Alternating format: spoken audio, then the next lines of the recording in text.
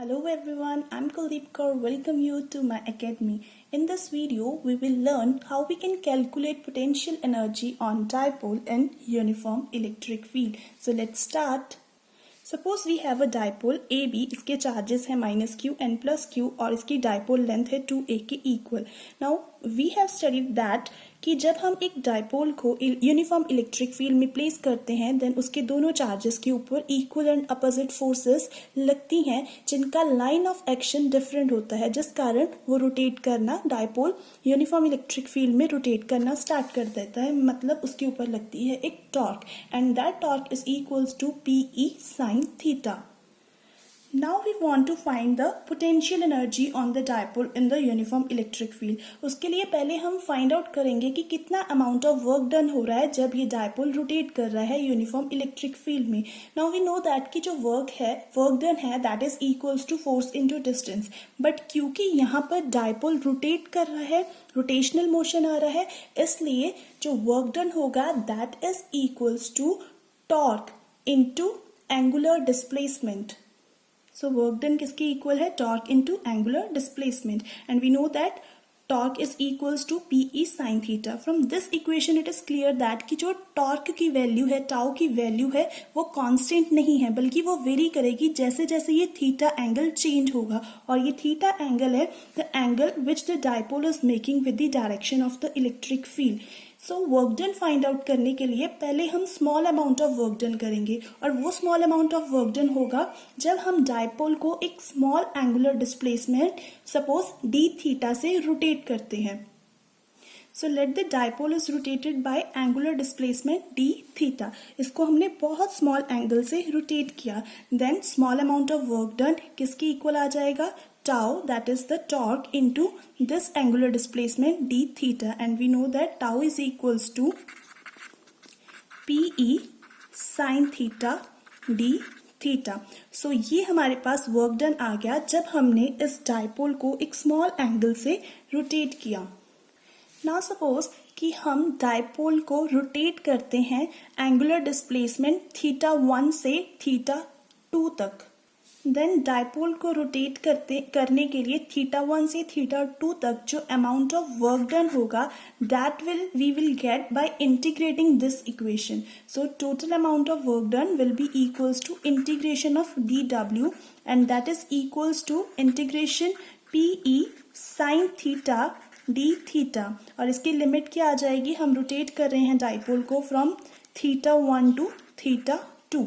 Now we will solve this integration to find the amount of work done. So W will be equals to PE integration from θ1 to θ2 sin theta d theta, and we know that sin theta की integration होती है minus cos theta. So W is equals to PE minus cos theta and इसकी limit है from θ1 to θ2. इस negative sign को बाहर ले लेंगे. So W is equals to minus PE cos theta θ1 to θ2. Now we will put the limits. Minus PE cos upper limit that is θ2 minus cos lower limit θ1. So ये work done आ गया जब हम dipole को rotate कर रहे हैं uniform electric field में angular displacement θ1 से लेकर θ2 तक. नाउ सपोज दैट कि इनिशियली जो डाइपोल है वो इलेक्ट्रिक फील्ड के परपेंडिकुलर है. इट मीन्स कि अगर ये हमारी इलेक्ट्रिक फील्ड की डायरेक्शन है देन डाइपोल इस तरह से प्लेस किया है हमने इस यूनिफॉर्म इलेक्ट्रिक फील्ड में such that it is perpendicular to the electric field. It means that कि θ1 की value is equals to 90 degree. Initially जो डाइपोल है it is perpendicular to the direction of the electric field. So θ1 की value किसकी equal आ गई? 90 degree की equal. And we know that कि जब 90 डिग्री पर होगा वो अनस्टेबल होगा और उसके ऊपर जो टॉर्क लगेगी दैट विल बी मैक्सिमम. सो वो रोटेट करेगा. सपोज वो रोटेट करके फाइनल पोजीशन पर पहुंच गया सच दैट कि θ2 की वैल्यू है थीटा के equal. Then we will put these values in this equation. We get W is equals to minus PE cos theta 2 और थीटा 2 की वैल्यू है theta minus cos theta 1 that is equals to 90 degree and we know that cos 90 is equals to 0 so ये term खत्म हो जाएगी, cancel हो जाएगी. We remain with W is equals to minus PE cos theta and this is the work done. कौन सा work done? जब हम रोटेट कर रहे हैं डायपोल को उसकी इनिशियल पोजीशन से 90 डिग्री से लेकर थीटा तक. ना ये जो वर्क डन आया है, this work done get stored in the dipole in the form of potential energy. ये जो वर्क डन है ये डायपोल में उसकी पोटेंशियल एनर्जी की फॉर्म में स्टोर हो जाएगा. देयरफॉर द पोटेंशियल एनर्जी जिसे हम रिप्रेजेंट करते हैं U के साथ, potential energy of the dipole is equals to minus PE cos theta और we can write it U is equals to minus P dot E. हम इसे लिख सकते हैं इसके डॉट प्रोडक्ट की फॉर्म में. सो ये क्या आ गई हमारे पास पोटेंशियल एनर्जी की value. So now the question is कि जो हम इनिशियल वैल्यू है उसे 90 डिग्री ही क्यों ले रहे हैं, कोई और एंगल क्यों कंसीडर नहीं किया हमने. सो जब हमारा डायपोल 90 डिग्री पे प्लेस करते हैं हम in for the direction of the electric field के साथ वो 90 डिग्री का एंगल बनाता है.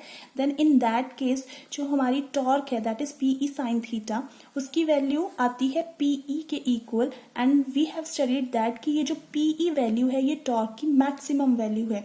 इट मीन्स कि इस पोजीशन में जब उसका थीटा एंगल किसके इक्वल है, 90 डिग्री के इक्वल है, तो इस पोजीशन में क्योंकि टॉर्क मैक्सिमम है, अगर टॉर्क मैक्सिमम है तो वो रोटेट करेगा. अगर टॉर्क मैक्सिमम है और उसकी रोटेशन होगी इट मीन्स कि उसकी काइनेटिक एनर्जी क्या होगी, मैक्सिमम होगी. और अगर काइनेटिक एनर्जी मैक्सिमम होगी तो उसकी potential energy will be minimum.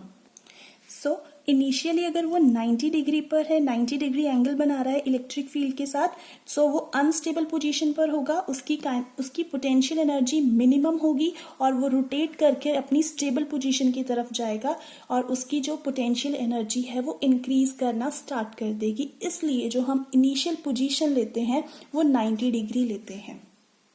So in this video we have calculated the value of potential energy of the dipole in uniform electric field and उसकी value आई है माइनस PE cos थीटा के equal और इसे हम लिख सकते हैं इसके डॉट प्रोडक्ट की फॉर्म में that is U is equals to minus P dot E. This is all about this video. If you find this video useful, do like it. Thank you.